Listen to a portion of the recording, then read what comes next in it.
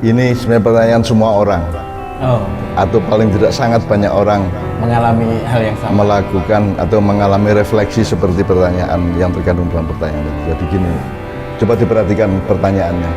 Saya mengalami banyak ujian, terus saya juga tirakat, thorikot, tapi kok makin banyak ujian. banyak ujiannya.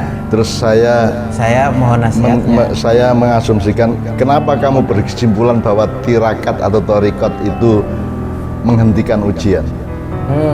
Implisit mungkin dia membayangkan Iya. tirakat Kudune ujiannya lerengan gitu. Lenda. Tirakat itu kalau kamu bisa menjawab ujian SD maka kamu naik ke SMP dan akan menjawab ujian SMP. Kalau kamu dengan tirakat selama SMP kamu menjawab ujian akhir SMP maka kamu akan berhadapan dengan pertanyaan ujian SMA.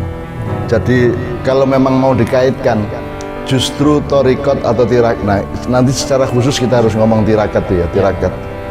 Thorikot atau tirakat itu justru menggambarkan beberapa hal. Satu, melegitimasi perkenan Allah atau penilaian Allah bahwa kamu bisa menjawab satu tingkat ujian.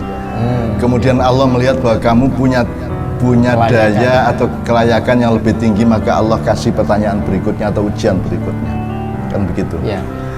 Yang kedua, dengan banyak tirakat tapi ujian semakin seru, itu berarti Allah memberi petunjuk kepadamu bahwa kamu punya kemampuan lebih daripada yang kamu sangka. Kan begitu kan, maka dikasih ujian berikutnya.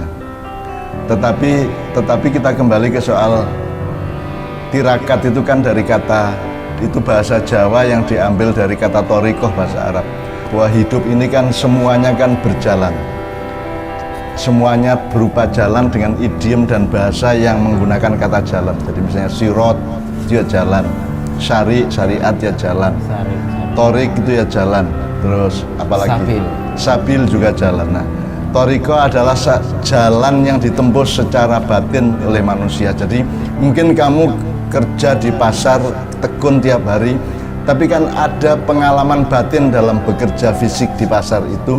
Nah, pengalaman batin dan laku batin itu namanya tirakat. Artinya ada orang yang mencangkul dan dia tidak punya tirakat cangkul.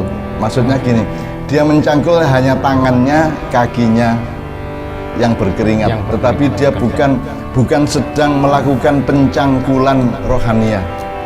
Jadi misalnya kamu kerja, ngojek, apa jualan, apa online, apa segala macam, kan akhirnya tergantung thorikotmu. Thorikotmu apa? Kamu ini dalam rangka mendapatkan uang, apa dalam rangka berjuang untuk anak istrimu, dalam rangka untuk mengabdi dan bersyukur kepada Allah, ataukah dalam rangka apa? Itu yang menentukan kadar atau wilayah atau tinggi rendahnya thorikotmu atau tirakatmu tadi.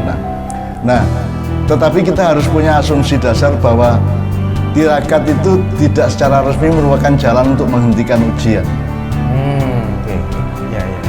Ya, jadi pertanyaannya tadi dalam tanda petik dia mengasumsikan bahwa kalau kita tirakat maka ujiannya berhenti. Ya enggak dong.